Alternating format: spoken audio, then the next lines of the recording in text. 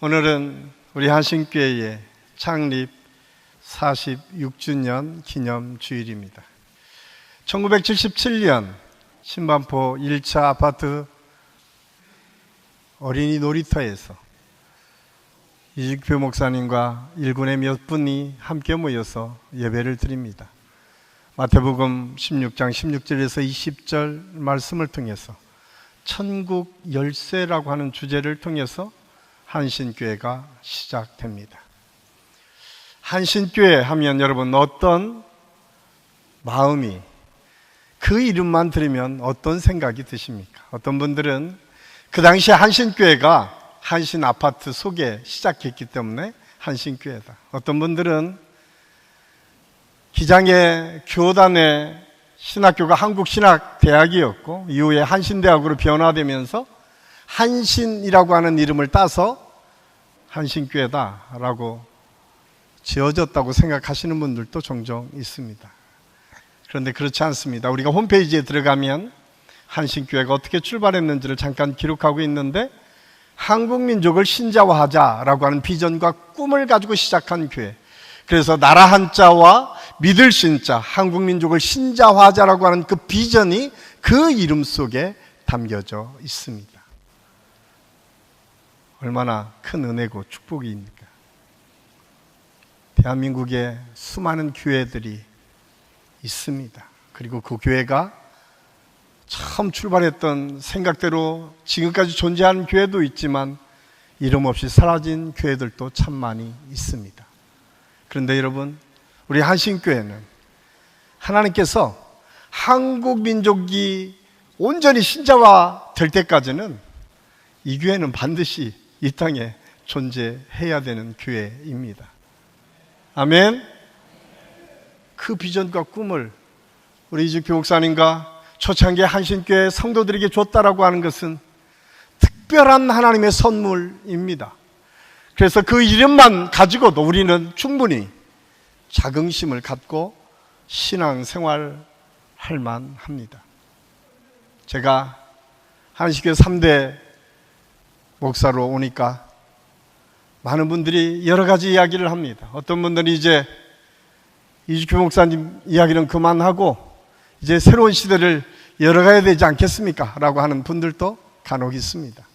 그런데 저는 거기에 동의할 수가 없습니다.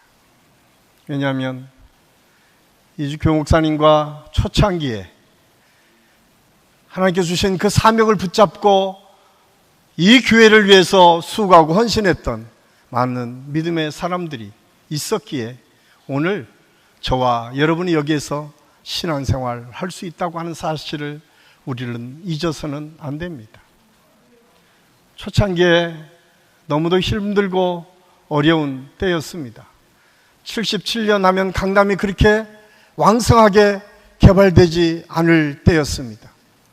그때에 하나님께서 이직표 목사님과 초창기에 한신교회를 섬겼던 믿음의 선배들을 통해서 교회가 세워지게 하고 눈물과 물질과 시간과 마음을 들여서 이 교회를 여기까지 올 수 있도록 인도하시고 함께해 주셨습니다. 이 판교 벌판에 아무것도 없을 때 교회만 덩그러니 남아있을 그때에 우리 이윤재 목사님을 중심으로 해서 초창기에 우리 한신교회에 이 교회를 섬겼던 많은 믿음의 선배들이 있습니다. 그 중에는 이 자리에 참 많이 계실 것입니다. 그들의 수고와 헌신을 통해서 이 아름다운 성전에서 지금 우리가 예배를 드릴 수 있도록 하나님께서 허락해 주셨습니다. 이것은 그냥 우연히 이루어진 것이 아닙니다. 우리 한신교회는 하늘에서 똑 떨어져서 지금의 한신교회 모습이 남아 있었던 것이 아닙니다. 참 많은 분들의 헌신과 수고와 기도를 통해서 여기까지 올 수 있었습니다. 그래서 우리 한신교회에서는 교회력에서 가르쳐주는 이 기념주일 말고 두 번의 기념주일이 있습니다. 한 번은 6월 첫 주 우리 교회 창립 주일입니다. 오늘이 바로 창립 46주년 기념 주일입니다. 또한 기념일이 있는데 그날은 8월 셋째 주일입니다. 8월 셋째 주일에는 민족성전이라고 하는 이름으로 이 판교에 이 교회가 세워지고 그 전주에 입당 예배를 드리고 그 다음 날 8월 15일 날 이곳에 하나님께 영광을 올려드리는 이 예배당을 봉헌하는 봉헌 예배가 드려집니다. 그리고 지금까지 한결같은 은혜로 우리 하나님께서 축복으로 인도해 주셨습니다. 98년 8월 15일 그날은 이미 이 교회는 하나님께 바쳐진 교회이고 이 교회에서 우리가 함께 신앙생활한다라고 하는 것이 기쁨이고 은혜이고 축복입니다. 그러기에 우리 한식의 모든 성도들이 갖고 있는 생각 속에 잊지 말아야 될 것은 한신교회는 한국 민족을 신자화하는 꿈과 비전을 가진 교회이기 때문에 언제나 한국 민족을 가슴에 품고 기도하는 교회이어야 합니다. 남북 통일이 하루속히 이루어지기를 꿈꾸며 기도하는 교회이어야 합니다. 이 나라 이 민족의 예수 그리스도의 복음이 북한 땅에까지 완전히 전해질 때까지 끊임없이 기도하며 주님의 복음을 증거해야 될 사명이 있는 교회입니다. 이 은혜가 저와 여러분의 가슴 속에 다시 한번 불타올라 기도를 시작하고 또한 내게 주신 사명이 무엇인지를 발견하고 그 사명을 아낌없이 감당할 수 있는 은혜가 우리 모든 성도들에게 있을 수 있기를 간절히 소원합니다. 우리가 잘 아는 역사학자 H.K가 쓴 역사란 무엇인가라고 하는 책 속에 보면 역사라고 하는 것은 과거와 현재의 대화다라고 이야기합니다. 그 의미는 단순히 과거의 여러 가지 사건을 나열하는 것이 역사가 아니라 그 역사 속에 함께 개입하고 함께 힘쓰고 노력했던 그 사람들의 애씀을 우리가 기억하고 오늘 새롭게 펼쳐갈 그 미래를 우리가 어떻게 준비해야 될지를 동시에 대화하고 고민하고 기도하면서 만들어가는 것, 그것이 역사의 주인된 삶의 모습이다라고 하는 것을 가르쳐주고 있습니다. 새로운 시대가 열렸습니다. 이제 한신교회는 분당의 판교의 시대가 새롭게 열려 이제 저와 여러분에게 그 사명을 하나님께서 주신 줄로 믿습니다. 그래서 저는 그 사명을 우리가 어떻게 감당하는 것이 좋을까를 함께 생각하면서 오늘 요한계시록 2장 1절에서 7절까지 에베소 교회를 향한 하나님의 말씀을 통해서 함께 은혜를 나누려고 합니다. 에베소 교회, 이 에베소라고 하는 지역은 아주 특별한 지역이었습니다. 그 당시에 이미 30만인 넘는 사람들이 운집해서 살았다라고 기록되어 있습니다.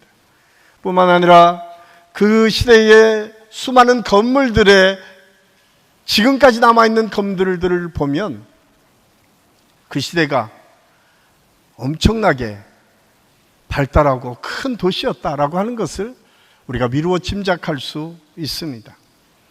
왜냐하면 지금이야 100만, 200만, 1000만 되는 도시들이 이 세계에 질비하지만 지금으로부터 2000년 전 지구의 인구가 그렇게 많지 않은 그때에 30만 명이 운집해 산다라고 하는 것은 엄청나게 큰 도시라고 하는 것을 우리가 알 수가 있습니다.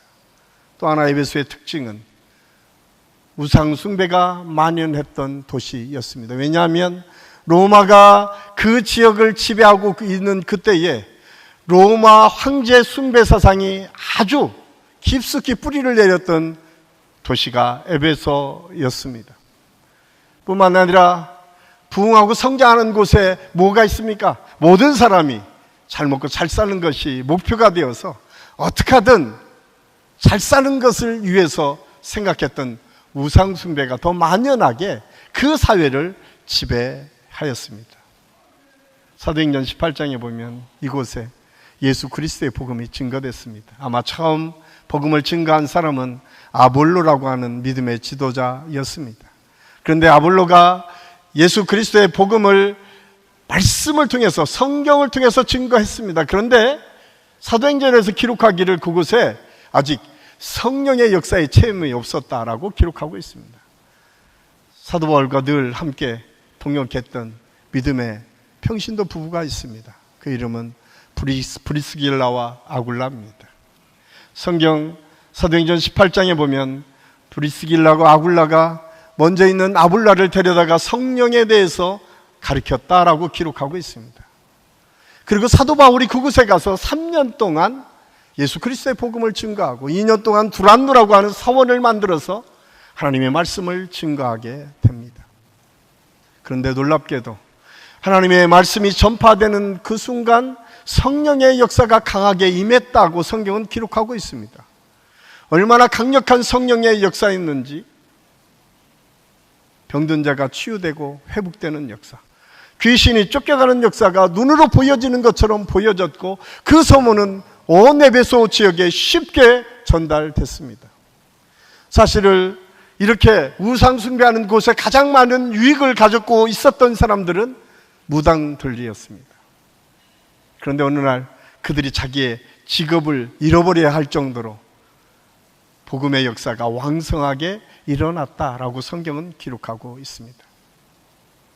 사도 바울이 이렇게 혼신의 힘을 다해서 예수 그리스도의 복음을 증거했고 그 복음의 역사가 왕성하게 일어났던 에베소 교회, 그런데 그 교회의 능력은 오래가지 않았던 것 같습니다. 얼마 지나지 않아 오늘 우리가 읽은 계시록 2장 1절에서 7절까지 말씀을 통해서 보면 주님께서 축복과 격려의 말씀을 하시지만 마지막에 그렇게 말씀합니다. 네가 처음 사랑을 잃어버렸다. 너희가 처음 사랑을 회복하지 않는다면 내가 지금까지 함께했던 그 능력의 촛대가 에베소에서 다른 곳으로 옮겨질 것이라고 하는 경고의 메시지를 주십니다. 저는 오늘 말씀의 제목을 처음 사랑을 회복하라. 46년 전에 반포 놀이터에서 시작한 한신교회가 98년 8월 15일에 새롭게 민족성전을 짓고 이 판교시설을 새롭게 열어갔던 우리 한신교회가 2023년 다시 한번 우리가 고민하고 생각해야 될 비전, 그리고 우리가 어떤 마음을 가지고 함께 하나님의 은혜를 구하고 나가야 될지를 저는 오늘 말씀을 통해서 다시 찾으려고 합니다. 그 첫 번째는 오늘 처음 사랑을 잃어버렸던 에베소 교회에게 예수님께서 교회 주인은 예수 그리스도이심이 선포되고 모두가 그것을 인정하는 교회가 되어야 된다고 하는 사실을 우리에게 말씀해 주고 있습니다. 일반적으로 요한계시록에 대해서는 교회에서 그렇게 많이 설교되지 않습니다. 왜냐하면 한국의 많은 이단들이 요한계시록을 가지고 그걸 적용하고 그걸 통해서 이단들이 자기의 교리와 전통성을 유지하고 있었기 때문에 많은 사람들이 요한계시록은 타부시하는 것이 일반 교회의 모습이었던 것 같습니다. 또한 요한계시록의 특징 중에 하나는 종말의 시대에 우리가 어떤 믿음으로 살아야 될지, 앞으로 종말의 때가 어떻게 올지에 대한 말씀의 메시지가 대부분이었기 때문에 그 말씀을 해석한다라고 하는 것이 결코 쉬운 일이 아니었기 때문에 더 많이 요한계시록을 제대로 읽지 않았던 것이 사실입니다. 그런데 요한계시록은 미래에 대한 말씀입니다. 요한계시록은 분명 종말과 하나님의 심판이 얼마나 엄중한지에 대한 말씀이 분명히 그 안에 있습니다. 그런데 오늘부터 시작되는 초대교회 7교회를 향한 예수 그리스도의 이 말씀은 단순히 너희가 이렇게 멸망하고 심판받을 거에 초점이 맞춘 것이 아니라 끊임없이 변질돼가고 하나님의 뜻을 저버려가는 교회를 바라보면서 안타까움을 가지고 너희들이 그렇게 놔두면 멸망할 것을 생각한 예수님의 따뜻한 마음이 그 속에 감춰져 있습니다. 예수님께서는 어떻게 하든 미래 교회가 그리스도 안에서 건강하고 아름답게 믿음을 이어가는 교회로 세워져서 그 교회를 통해서 하나님께서 영광을 받으시고 그 교회를 통해서 하나님의 복음의 역사가 계속 확장되기를 원하셨음을 알 수가 있습니다. 그래서 오늘 이 말씀을 통해서 예수님께서는 먼저 우리에게 권면하고 있습니다. 그래서 오늘 1절을 통해서 우리에게 이렇게 말씀합니다. 에베소 교회 사제에게 편지하기를 오른손에 7뼈를 붙잡고 7 금초대 사이에서 다니신 네가 가라사대. 예수님께서 여기에 7뼈를 말씀합니다. 7뼈는 그 당시에 초대교회를 목회하고는 목회자들을 향해서 경고의 메시지를 준 것입니다. 7 촛대라고 하는 것은 7 교회를 의미합니다. 그런데 거기에 그 모든 것을 주관하시는, 그것으로 말씀하시고 능력을 베풀어 주시는 분이 예수 그리스도이심을 먼저 선언하고, 그분이 그 교회의 주인이심을 말씀해 주고 있습니다. 그래서 우리는 예수님의 이 말씀을 통해서 2가지를 깨닫게 됩니다. 하나는 예수님은 교회에 대해 절대적인 권위를 가지고 계시다라고 하는 사실입니다. 교회의 중심이요, 교회를 향해 절대적인 권위와 명령권을 가지고 계신 분은 예수 그리스도이십니다. 그래서 교회에 어떤 위기가 있을 때, 어려움이 있을 때마다 먼저 우리가 기억해야 될 것은 예수님의 말씀이 무엇을 어떻게 말씀해 주셨는가를 먼저 생각하는 것이 중요합니다. 둘째로 예수님은 교회의 모든 일을 아시고 돌보시는 분이십니다. 예수님께서는 교회에 대한 특별한 관심을 가지고 계십니다. 그분은 교회 안에 계셔서 모든 일을 역사하는 분이심을 아주 분명하게 말씀합니다. 제가 한식교회를 담임하고 목회를 하고 있지만 저는 예수님의 도구일 뿐입니다. 어쩌면 저와 여러분에게도 동일하게 말씀하시는 것은 뭔가, 하나님의 영광을 위해서 기쁘시게 사용될 만한 그릇으로 너희가 준비되어 그렇게 하나님의 도구가 되는 것을 기뻐하는 것이 오늘날 믿음의 사람들에게 꼭 필요한 덕목이고 사명인 것을 우리에게 말씀해 주고 있습니다. 저는 우리 한식교회 모든 성도들이 주님께서 쓰실 만한 그릇으로 준비되어지는 역사가 있기를 예수님의 이름으로 간절히 축원합니다.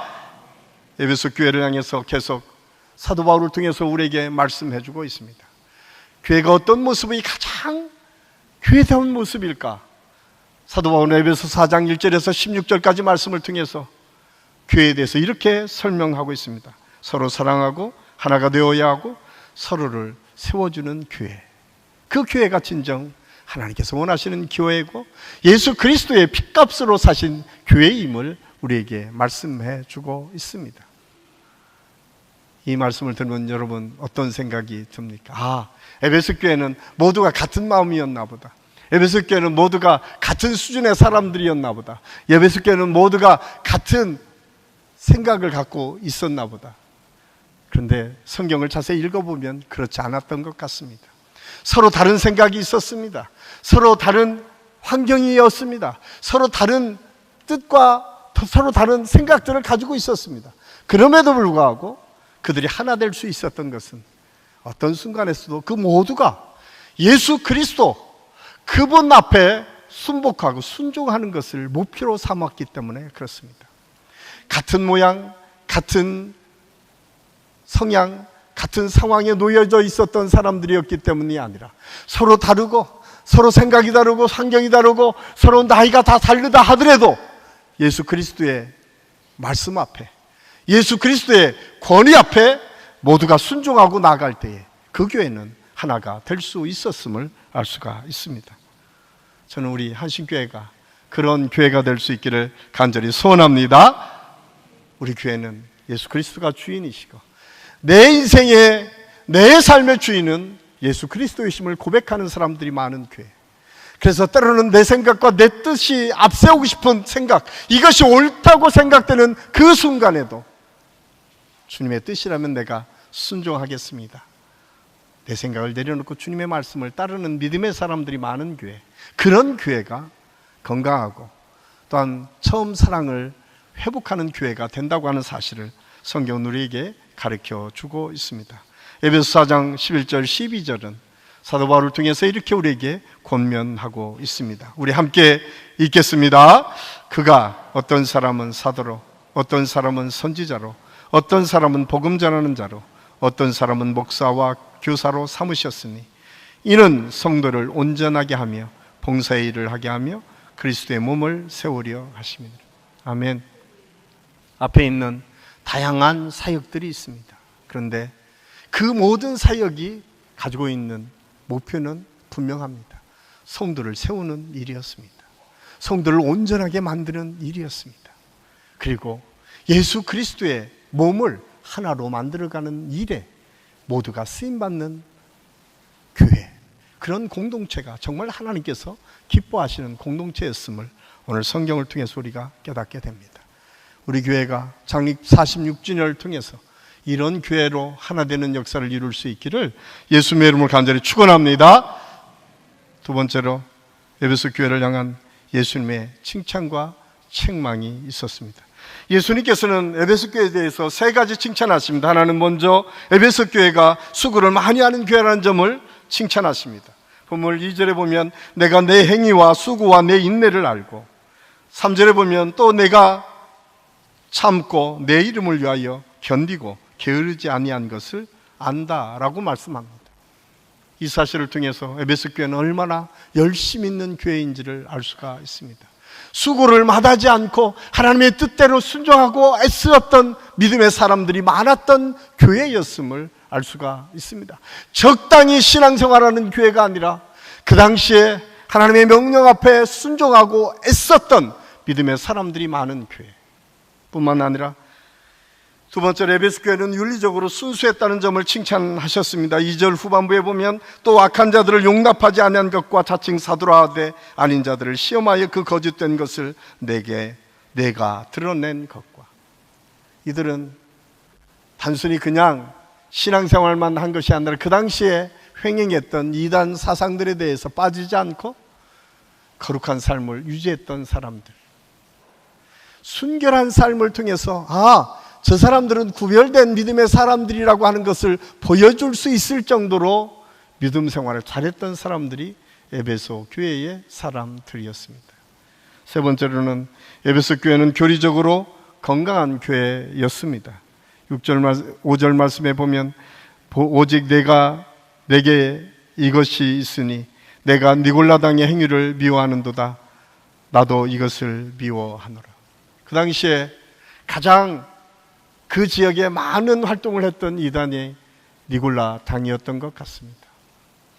여러 학설이 있지만 이 니골라는 예수님의 제자의 이름 중에 하나인데, 이 이단으로 넘어가서 많은 사람들이 그를 따랐던 것 같습니다. 그 당시에 이 이단의 핵심은 영지주의라고 하는, 영은 언제나 건강하고 올바르고 귀한 것이고 육은 하찮고 쓸모없는 것이라 생각을 해서 그들은 언제나 영적인 것만을 추구하는 것처럼 보여졌습니다. 그런데 여러분, 그렇기 때문에 육체적인 일은 아무렇지도 않았어요. 그래서 방종하고 마음대로 살아도 된다고 하는 생각 속에 있었던 사람들이 영지주의자였습니다. 그래서 영지주의자들은 생활이 아주 문란했어요. 왜? 생각만 거룩하면 되지 생활은 상관없는 것처럼 여겨졌던 시대.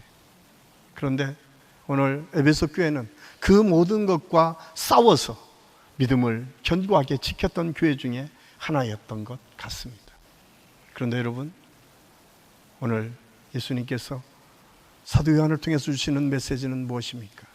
4절 말씀해 보니까 네가 그 처음 사랑을 잊어버렸다. 너희들이 그렇게 힘쓰고 노력하고 애쓰면서 지켰던 그 믿음이 소중하고 칭찬받을 만하지만 너희들이 어느덧 너희도 모르는 사이에 처음 사랑을 잃어버렸다라고 말씀하고 있습니다. 사실 우리가 이 말씀을 들으면 왜 에베소 교회가 이렇게 예수님으로부터 책망받는 교회가 될 수밖에 없었을까? 저는 충분히 이해되는 것 같아요. 한국 교회 안에서도 이런 일들이 참 많이 있었습니다.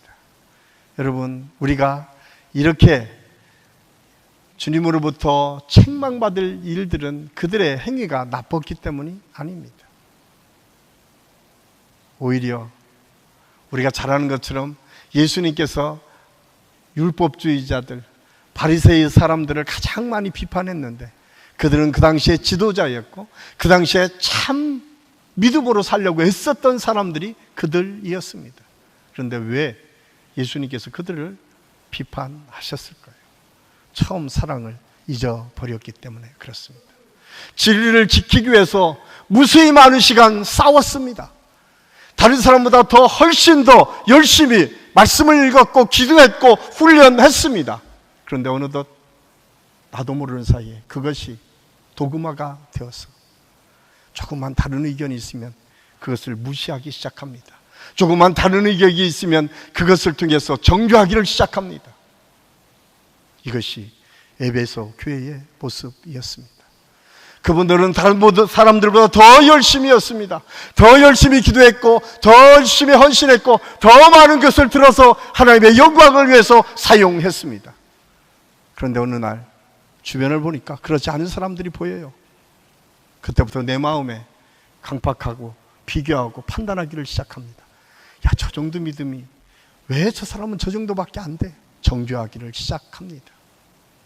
여러분, 처음 사랑을 잊어버리면 우리도 모르는 사이에 바리새인처럼 율법주의자들처럼 하나님의 말씀을 위한다고 생각하지만 어쩌면 우리가 주님의 앞으로 가는데 내가 걸림돌이 되는 믿음의 사람이 될 수 있다고 하는 사실을 우리는 알아야 됩니다. 우리 한신교회에는 특별한 칭찬받을 일들이 참 많이 있습니다. 한국민족을 신자화하자라고 하는 이 비전과 꿈은 한신교회 이중표 목사님을 중심으로 한 장로님들과 성도들을 통해서 한신교회를 섬기는 일을 어떻게 해야 될까를 고민하기 시작했습니다. 그래서 1987년에 전국 목회자 세미나를 시작합니다. 그 당시만 하더라도 한국교회가 이런 세미나가 왕성하게 일어나지 않을 때에 한신교회는 87년부터 그렇게 큰 교회 아니었습니다. 지금처럼 이렇게 아름다운 성전도 갖지 못했습니다. 반포에 4층에 좀 모든 것을 터서 거기서 예배드리는 그렇게 큰 교회가 아니었습니다. 그럼에도 불구하고 한신목회 개관을 통해서 한국교회를 섬기는 믿음을 시작합니다. 그리고 그 세미나를 통해서 수많은 목사님들이 위로받고 힘을 얻습니다. 도전을 받습니다. 그 세미나는 점점점 왕성하게 일어나서 제가 부역자로 있을 그때 90년대는 한 번에 2,000명 이상의 목회자들이 4박 5일 동안 3박 4일 동안 꾸준히 훈련받으며 새로운 비전과 꿈을 가졌던 세미나였습니다. 2005년 목사님이 하나님의 부르심을 받는 그 순간까지 2005년에 7월에 우리 목사님을 하나님께서 불러가셨는데 6월 첫째 주 그 해도 변함없이 목사님은 참여하지 못했지만 한신목회 개발원 세미나는 시작되었습니다.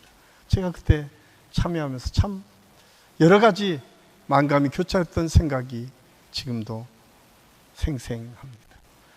5월 첫 주가 사모 세미나였는데 그 사모 세미나의 마지막 설교 5분 설교하시겠다고 하고 20분 설교했다고 자랑스럽게 저에게 얘기했던 목사님이 지금 제 마음속에는 언제나 있습니다.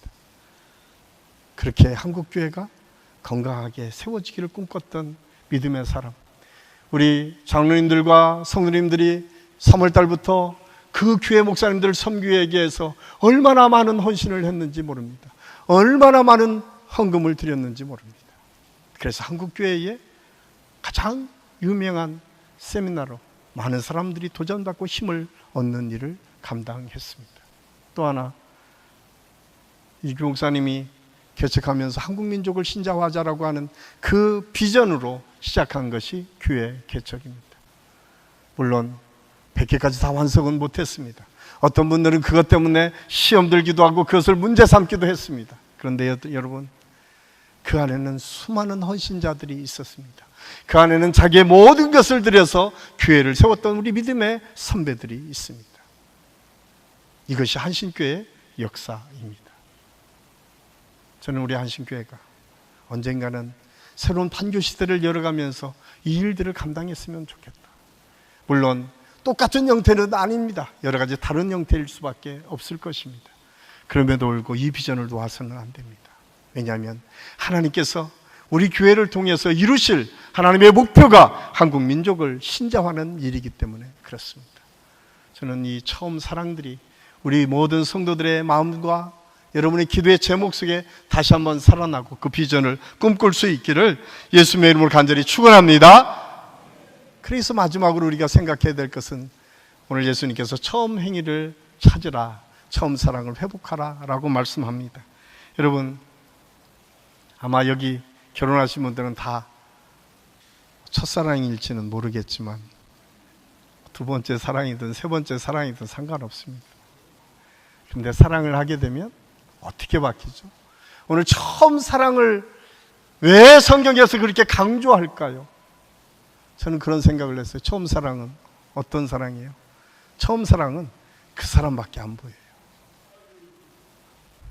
이렇게 아멘을 안 하시는 거 보니까 다 이상해요. 첫사랑은요, 아무리 잘나고 똑똑한 사람이 있어도 내 그 사람, 내 남자, 내 여자, 그 사람밖에 보이지 않는 것이 첫사랑의 모습입니다. 그가 환경적으로 외모로 잘났고 똑똑했기 때문에가 아니라 내 사람이었기 때문에 좋아 보였던 마음이 첫사랑의 마음입니다. 또한 첫사랑은 무엇입니까? 콩깍지가 씌어지는 거 아니에요. 그가 하는 일이 다 좋아 보이기 시작하는 거예요. 별 볼 일 없는 일도 막 우습고 재밌고 그가 얘기하는 것은 다 맞는 것 같고 그런 생각을 하는 것이 첫사랑의 마음입니다. 또한 첫사랑은 무엇입니까? 함께 있으면 시간 가는 줄 모르는 거 아니에요. 혹시 우리 지금 부부간에 같이 있으면 널 불편하다고 생각되면 지금 회개하셔야 돼요.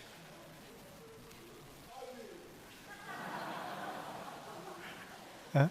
왜냐하면 함께 있을 때는 시간이 너무 빨리 지나가서 그것이 첫사랑의 모습 아닙니까? 그런데 여러분, 우리가 언제 그런 은혜를 받았습니까? 여러분, 그때가 언제입니까? 우리가 예수 그리스도를 처음 만났을 때 그러지 않았습니까? 주님의 은혜 때문에 그냥 모든 것을 내려놓고 눈물 콧물 흘리면서 그 은혜에 감격했던 때가 여러분 처음 사랑 아니었습니까? 주님밖에 보이지 않아서 그분이 명령하는 것이면 내가 모든 것을 내려놓고 순종하겠습니다 결단하며 기도했던 때가 첫사랑 아니었습니까? 여러분의 첫사랑은, 여러분이 생각하는 믿음은, 여러분이 처음 주님을 만났던 그 자리는 언제였습니까? 아주 오랜 과거로 다 흘려보내고 언제 그랬는지 기억도 나지 않습니까? 그렇다면 오늘 성경은 우리에게 다시 한번 도전하고 있습니다. 너의 첫사랑을 다시 회복하라. 너의 처음 사랑을 다시 회복하라. 그 자리를 너희가 회복할 때에 하나님의 능력이 너희를 이끌고 주관하고 너희를 통해서 하나님의 역사가 이루어질 것이다. 저는 우리 한식교 모든 성도들에게 그 은혜의 자리가 다 회복되는 역사가 있기를 예수님의 이름으로 간절히 축원합니다. 그러기 위해서 오늘 성경이 너희가 언제 떨어졌는지를 생각하고 회개하고 돌이키고 처음 행위를 가져라 라고 우리에게 말씀해 주고 있습니다. 사랑하는 한식교 성도 여러분, 여러분이 언제부터 하나님의 말씀이 들려도 마음의 감동이 없었습니까? 하나님의 명령이 나 앞에 들려지는 것 같아서도 귀찮고 힘들고 어렵다는 생각밖에 없었습니까? 아니, 성도들을 위해서 섬기는 것이 나만 하는 것 같은 생각 속에 내가 마음이 따뜻하지 못하고 위로받지 못하고 힘을 얻지 못하고 그냥 억지로 할 수밖에 없었던 상황이 언제부터 시작되었습니까? 그때를 생각하라고 말씀합니다. 그리고 돌이키라고 말씀합니다. 그리고 하나님께서 주시는 마음을 품으라고 말씀합니다. 우리 부 목사님께서 마지막 쓴 책 중에 하나가 하늘을 품는 마음입니다. 그 마음에 목사님이 그런 자기의 과거를 소개합니다. 2살 많은 조카와 함께 살았습니다. 그 시대는 먹을 것이 없어서 너무 힘들었습니다. 그런데 그 조카가 그런 얘기를 합니다. 우리 형수가 왔는데 형수가 너무너무 밉다고.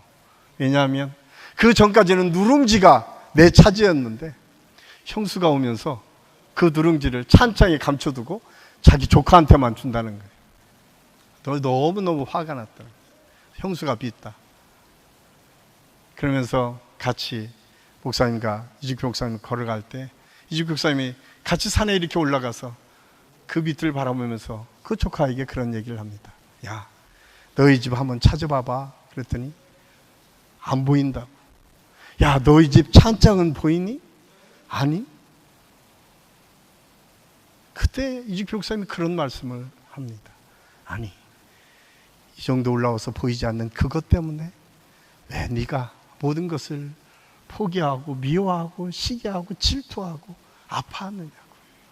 그리고 하늘을 바라보라고 얘기합니다. 그날 하루가 밝은 하늘의 아름다운 하늘이었던 것 같습니다. 그 마음을 품어라. 그러면 그 보이지 않는 잠깐 있다가 없어지는 것, 그것 때문에 아파하지 않을 거라고 이야기했다는 말입니다. 사실은 그 말은 자기 고백이었습니다. 이직규 목사님이 살 때는 그렇게 편한 세상이 아니었습니다. 그는 남들처럼 도시락을 싸갈 수도 없었습니다. 그래서 점심때가 되면 다른 아이들은 다 도시락을 먹을 그때 그는 수도가로 뛰어갑니다. 그리고 물배를 채우게 됩니다. 이제 시간을 때울 곳이 없으니까 그 옆에 동산에 올라갑니다. 그리고 그 동산에 하늘을 바라보며 누웠다. 그리고 그는 고백합니다. 그때부터 하늘을 품고 있었던 마음이 있었다.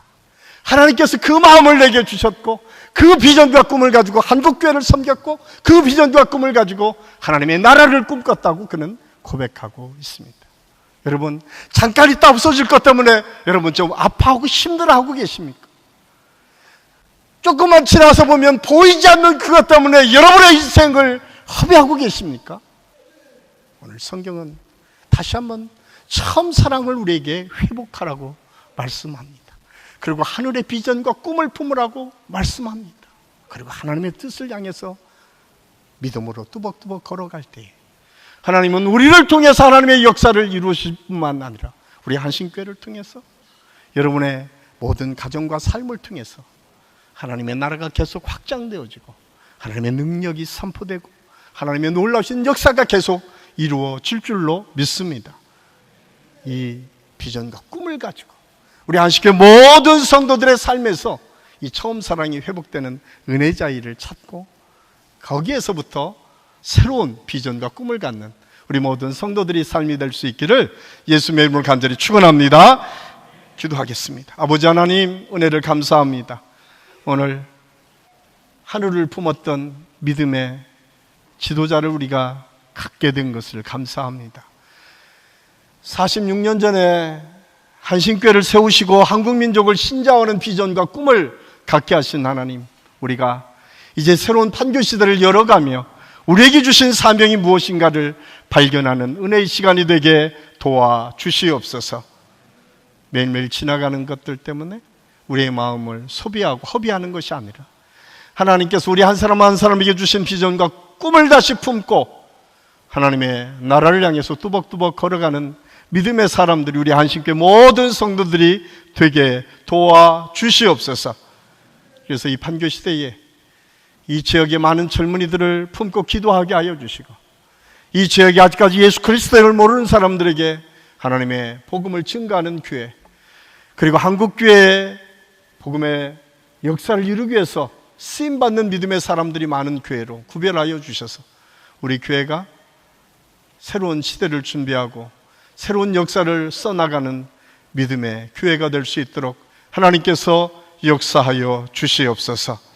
예수님의 이름으로 감사드리며 기도하옵나이다. 아멘.